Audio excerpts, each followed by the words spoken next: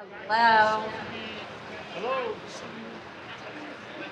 Oh, wow, what a beautiful day, I have to say. I just want to welcome you. 60,000 custom bricks.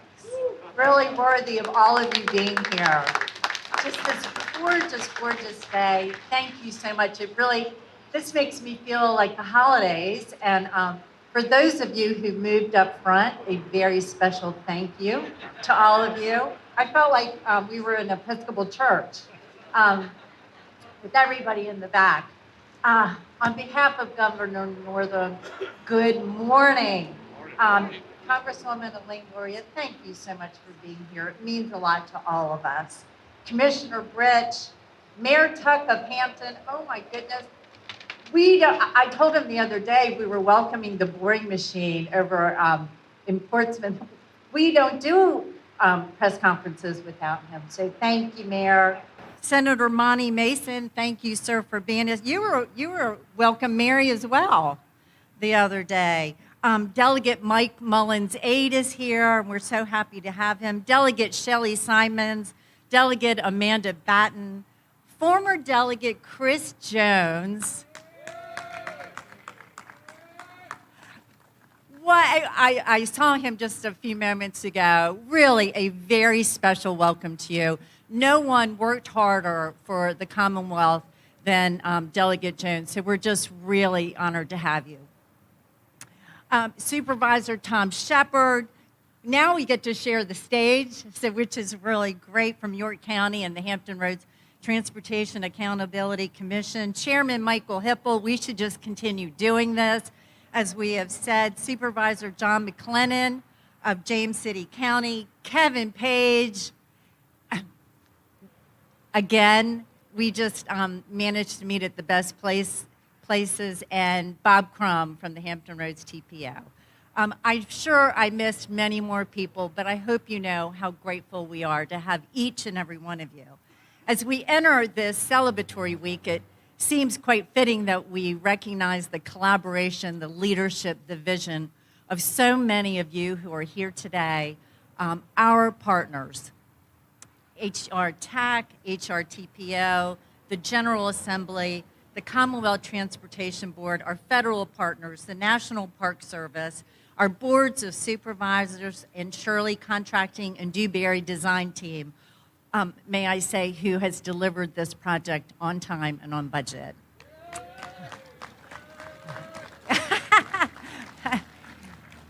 When we welcomed Mary, the tunnel boring machine, only days ago, Jim Utterback, who's the project manager for HRBT, was there, and he had said to me, you know, when a project's on time and on budget, it's not an accident. That is very deliberate work, so we really have great thanks to our contractors. Today marks the completion of the third segment of the I-64 widening project, adding a third lane for 8 miles, exit 234 in Lightfoot to exit 234 in Lightfoot and 242 at Route 199. A critical infrastructure improvement that will expand capacity, increase reliability, unlock congestion on a vital economic corridor connecting two major centers of commerce from Hampton Roads to Richmond. With an average of between 5,000 and 7,000 trucks each day, the widening of I-64 is an investment in the vitality of the Port of Virginia, industry, workforce, tourism, the mobility of our citizens, and the economic competitiveness of this region and our Commonwealth. You know, I must be a little cold. I apologize. With this third segment, 21 miles of I-64 have been widened from Jefferson Avenue to 199, an investment of approximately $535 million, marking a true partnership between the Commonwealth Transportation Board and HR TAC. When we include the 5 miles from the Richmond District, from I-295 to Bottoms Bridge, the total widening along 64 is 26 miles, representing an investment of more than $580 million over these past 6 years. There is no doubt that 64 has been and will continue to be a priority in our Commonwealth, in particular, the 29-mile gap that now exists between exit 205 at Bottoms Bridge and to exit 234 here in Williamsburg, which is why Governor Northam included $20 million in his outgoing budget, announced on December 16th, to begin the permitting process, pre-engineering, design work on the 64 gap, a future project. All of these are critical steps in moving this project forward. With the strong partnership with HR TAC, the establishment of the Central Virginia Transportation Authority, the creation of the Interstate Operations and Enhancement Program that was in the Governor's Omnibus Transportation Package that passed in 2020, and the passage of the federal Bipartisan Infrastructure Investment and Jobs Act, signed by President Biden with support from Congressman Luria, we acknowledge the milestone we've achieved today in delivering Segment 3, the scope of the work along I-64, as we also recognize the unprecedented opportunity we have today to continue this collaboration to advance this important work along this vital corridor, which is why I am so pleased to be able to introduce Congresswoman Elaine Luria, representing Virginia's 2nd Congressional District. Congresswoman Luria has spent 2 decades on active duty in the United States Navy, serving at sea on 6 ships as a nuclear-trained surface warfare officer. Today in the House, Congresswoman Luria serves on the Homeland Security Committee, Veteran Affairs Committee, and is Vice Chair of the Armed Services Committee.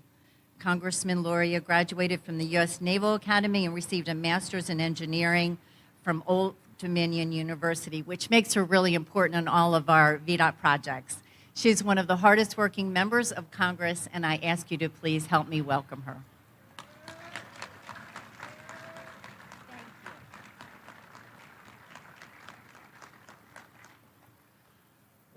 Good morning, and this is a really exciting day to see the expansion of I-64. I'll tell you, I've been stuck in traffic a lot, back and forth on 64 with my trips back and forth to DC, and it's just really exciting when I get to the 3-lane section and know that traffic is moving smoothly and I'm moving alongside all of the trucks headed towards our port.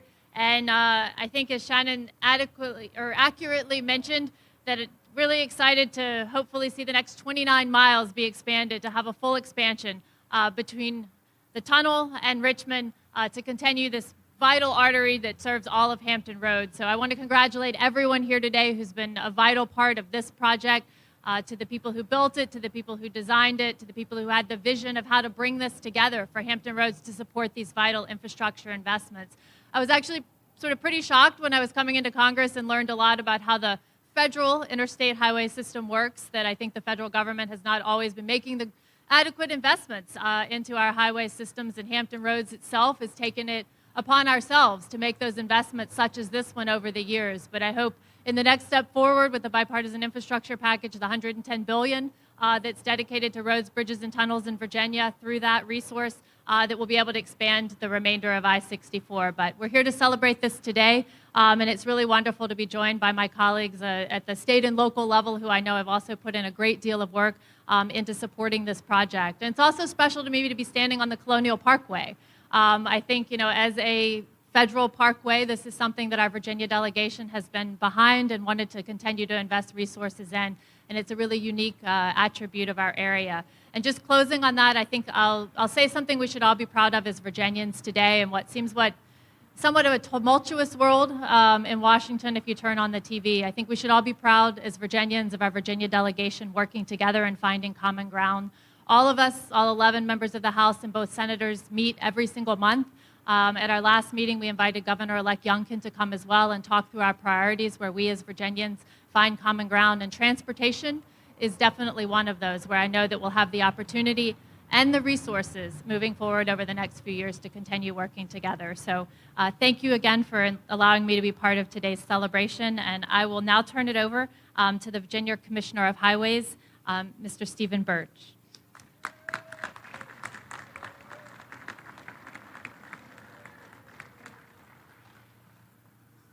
Thank you, Congresswoman. Good morning. So my talking points say that I'm very pleased to be here, but I'm extremely pleased to be here with you today.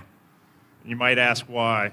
Well, I've spent thousands of hours on this particular roadway, and for those that don't know, I am from Hampton Roads, and I've been commuting to and from Richmond using this facility at least a couple times a week. So I'm excited, as the Congresswoman said, to experience that three-lane section now slowly migrating westward. All three segments of I-64's widening project were delivered using our design-build process. And it's a streamlined process that expedites projects by allowing the construction phase to start even while we're in the design phase. While these fast-track projects are complex, our design-build contractor, Shirley Contracting, along with their designer of record, Dewberry, rose to that challenge, delivering this $178 million project both on time and on budget. And I should point out they did the exact same thing on segment 1 in 2017, so kudos to them.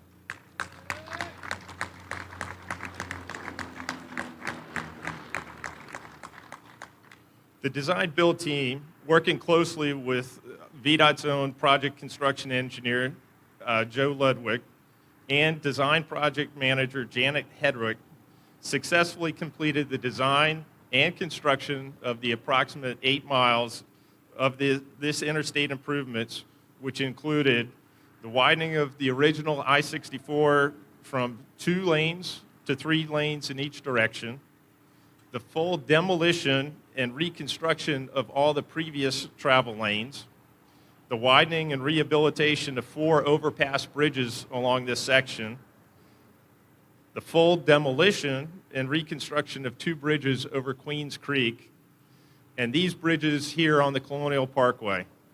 As the Secretary said, these bridges account for approximately 60,000 custom-made bricks.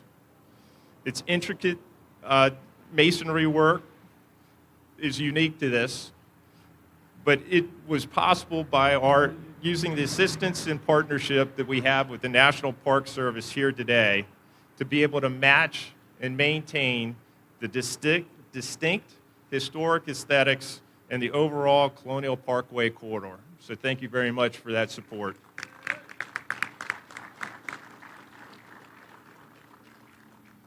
Similar to the first 2 segments of the I-64 widening projects, which were completed in 2017 and 2019, teamwork between the state, regional, and local governments, our regulatory agencies, contractors, and the community as a whole was critical in the successful planning, funding, and the delivery of this project.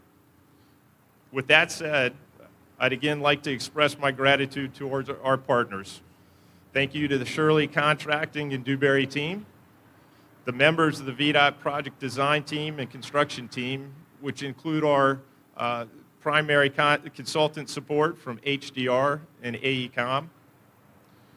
Thank you again to the National Park Service from the Colonial National Historic Park for their partnership throughout this project, as well as their assistance in providing access to make today a reality.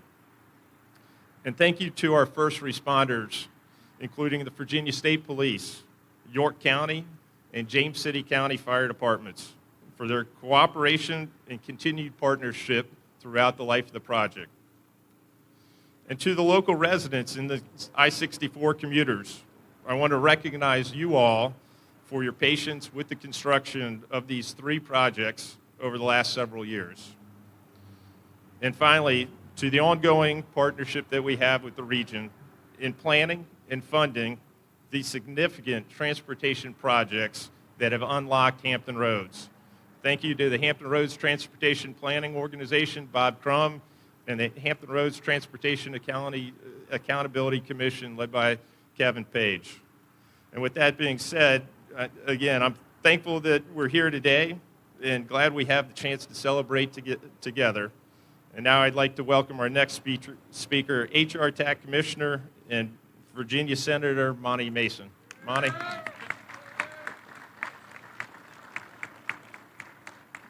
Hey, thank you all for being here on such an exciting day. You know, there have been a lot of important strides made in the last 4 years of the Northam administration, but Madam Secretary, if you spend the rest of your life claiming that you've led the most consequential secretary in this administration, we would not blame you.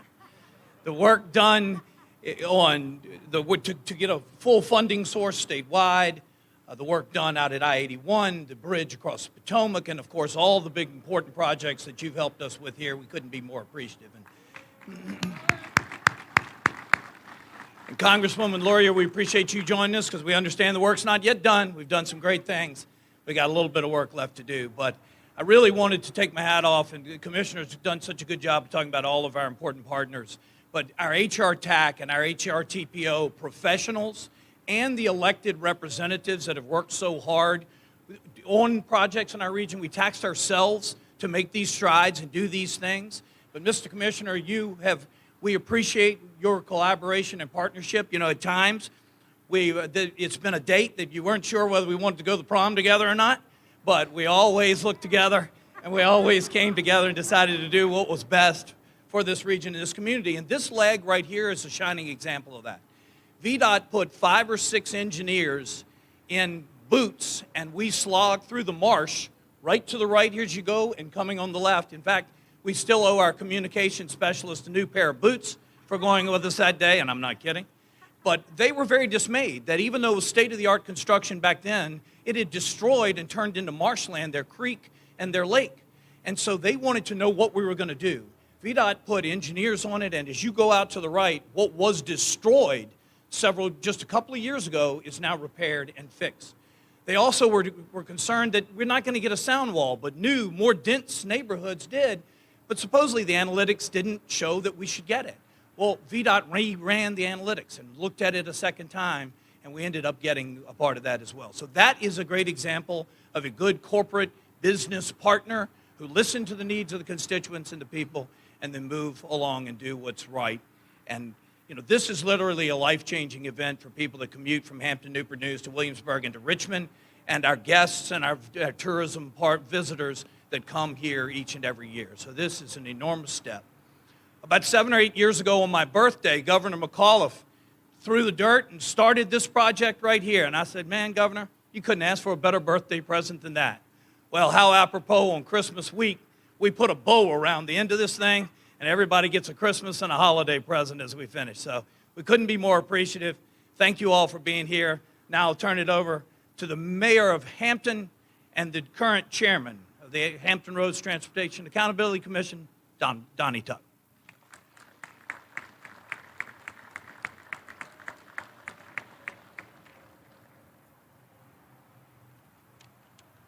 Good morning. What an absolute joy it is to follow Senator Mason. I think he's probably the most laid-back General Assembly member I've ever met. And I think he did a wonderful job also of giving proper thank yous, but there are a couple more I want to add. And I shared this last week when we talked about the arrival of Mary, the tunnel boring machine. And I was still a newly elected mayor back in 2016 when I became a member of the different regional boards, Hampton Roads Planning District Commission, Hampton Roads Transportation Planning Organization, and the Hampton Roads Transportation Accountability Commission, or HR TAC. But there are 2 individuals who were leading those positions as chairman. And one is going to follow me in speaking, but it's Tom Shepard, who was the chair of HR TPO, which was responsible for planning the different projects that we would undertake. And then it was Michael Hipple, who's a supervisor from James City County, who was chair of HR TAC, which also was responsible for trying to develop the different funding mechanisms for that. And work in conjunction with Bob Crum and with Kevin Page, today is what you see based on their leadership and their efforts. So again, I stand on their shoulders. I'm up here because I'm the current chairperson, but they provide the leadership that was really critical at that time. And one other person who's here, and maybe I'm missing some others, but he and I were sharing some comments, some light comments earlier. and that's former Delegate Chris Jones. And back in 2013, he and others, as I said last week, others who would have gone to their grave before raising taxes, but yet they saw what was necessary for this region, and they helped get the bill passed, the legislation that was needed to create the funding mechanism for all these different projects that you see today. And he's back there in the back, and he deserves a round of applause.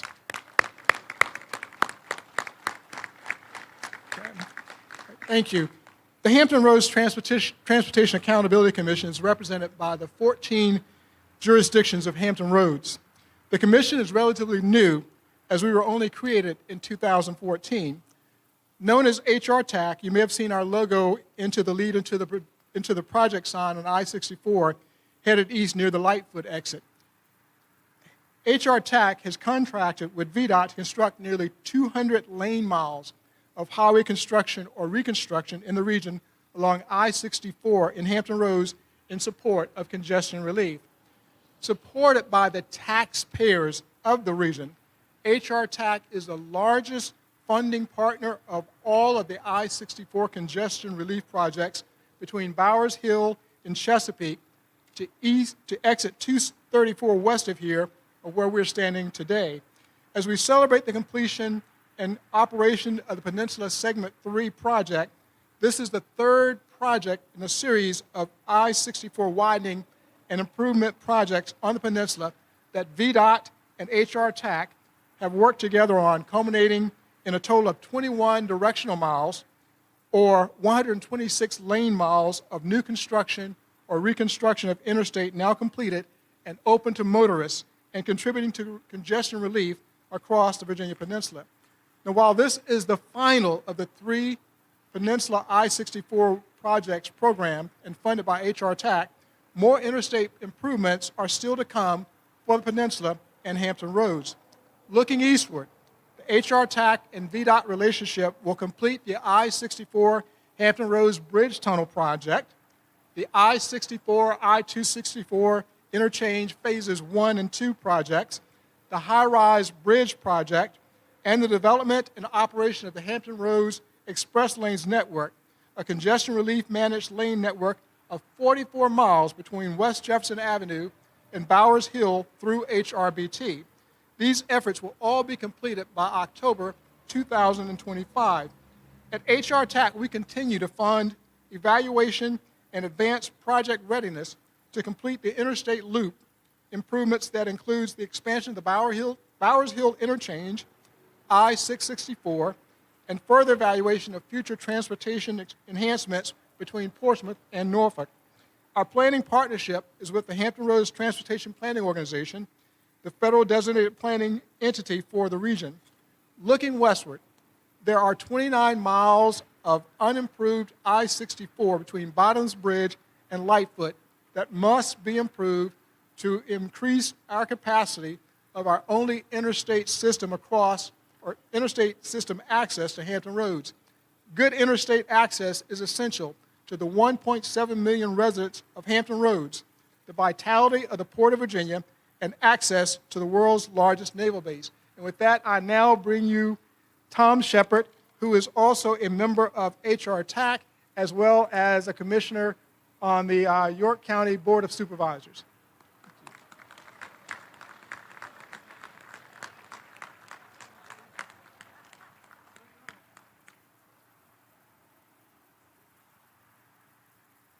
Good morning, ladies and gentlemen.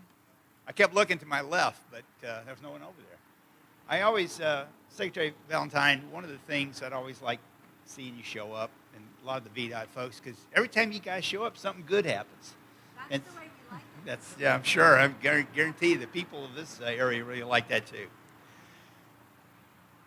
You know, I stand here and I was talking to Bob Crum of TPO, and I was kind of quickly trying to relive how we got here, and it just seemed like it was ages ago. I mean, time goes by pretty quick. But there's 2 people that I definitely want to mention here. And first, members of the House of Delegates that stood up and said, okay, during a very tumultuous, iffy time, because this is a pretty complicated vision.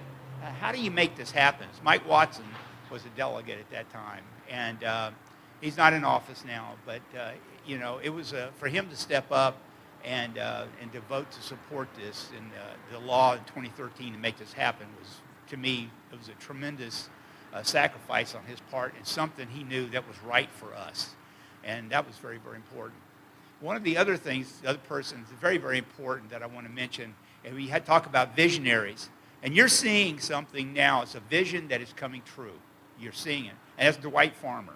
He used to be the executive director of the TPO, and we sit there in those times, we're trying to figure out how do you build all this road structure to make things happen. And Dwight finally came to me one day, and he goes, you know, Tom, we don't have to make this too complicated. Let's just add an extra lane on both sides. So in ripping out the whole expressway and doing what we call the gold standard for development, we didn't need to do that. Let's just add an extra lane. And that extra lane concept is what's kind of led to this, plus many other things. And all the people that have sacrificed and worked so hard to make this come true. It's amazing. Well, anyway, ladies and gentlemen, I got a prepared speech, and I'm going to give it to you. It's great to be here to celebrate the 21 miles of the I-64 Peninsula Widening Project. Representing York County, I've been a voting member of the Hampton Roads Transportation Accountability Commission since it was created in 2014. And then Bob and I were trying to figure out when I came on the TPO, because I know I was there when it started, and I've been on the TPO since then, so it's been a long road. And the reason I point this out is because of the tremendous progress that I have seen over the last 2 decades to address traffic congestion in Hampton Roads. It's been simply nothing short of amazing, absolutely amazing. When you think governments can't get things done, working together, we somehow made it happen. State, federal, local, we've made this happen. When the HR TAG began its work in 2014, we were handed a project list by the Hampton Roads Transportation Planning Organization. It was, our task was to evaluate, finance, and move forward in a time when there was no direct federal funding and only limited state resources to handle the regional project load. We were faced with $14 billion in work that had been carried on a mega project list. The project list had continued to grow over 20 years. Folks, everybody that had an idea threw their project on this list, and no concept of how it was going to be funded. We all understood then, as we do today, that the pillars of our economy in Hampton Roads are tourism, the federal government, and the ports. What was their need? It was basically, somebody please fix the traffic bottlenecks. And that's what we did, and that's what we are continuing to do. I'm very proud of the 14 jurisdictions of the HR TAC and its regional collaborative that have allowed us to tackle the backlog of major highway congestion relief projects. We are doing this through our relationship with VDOT as our project construction and co-founding partner. It took us about a year to marshal the forces and stand up the commission, and that was not easy. I want to tell you, that was a tough year, and we moved forward. Looking around the region, HR TAC and VDOT's relationship today represents $5.5 billion in construction projects. $5.5 billion. Of that $5.5 billion, the citizens of Hampton Roads, I want to stress this, the citizens of Hampton Roads are providing $4.7 billion in regional funding on projects that we will deliver by 2025. 1.7 million people here in our region, and we're paying $4.7 billion for the roads that we needed. Chair Tuck mentioned the development of the Hampton Roads Express Lane Network and the need to address the 30 miles of improvements to the west of us to expand I-64 6 lanes between Lightfoot and Bottom Bridge. That used to be called no man's land because the way our laws were set up, Hampton Roads couldn't fund it, Richmond couldn't fund it, so guess who it fell to? This lady right here. As I look ahead for some of the spot projects, opportunities along I-64 and the peninsula, I'm hopeful that we can't continue to work to find solutions to make improvements to Fort Eustis Boulevard interchange. To me, that's one of the biggest problems we've got on the peninsula. The completion of I-64 Segment 3 represents a significant milestone in our traffic mitigation effort. For Shirley and I want to talk about the other contractors that worked on this. The quality of construction is simply outstanding.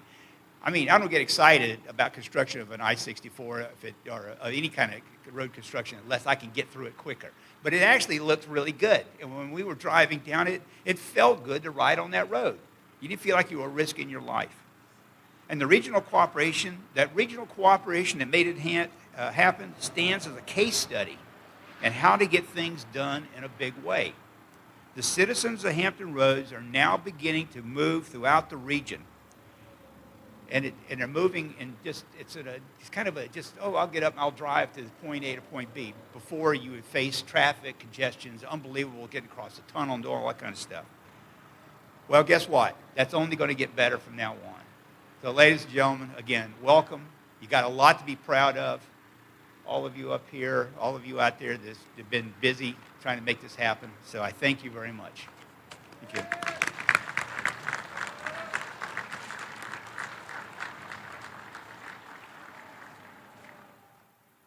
Before I turn this over, I just want to really thank our Chief Deputy Commissioner who is here today with us, Rob Carey, and Chris Hall, who's the District Engineer for the Hampton Roads region.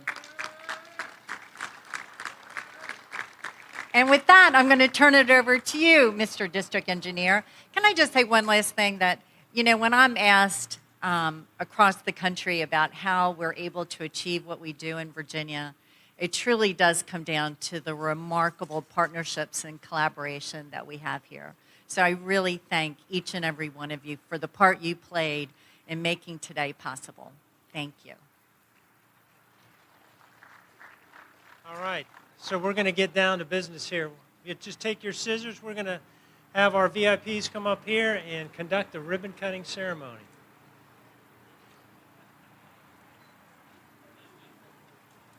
We're going to go around the back of the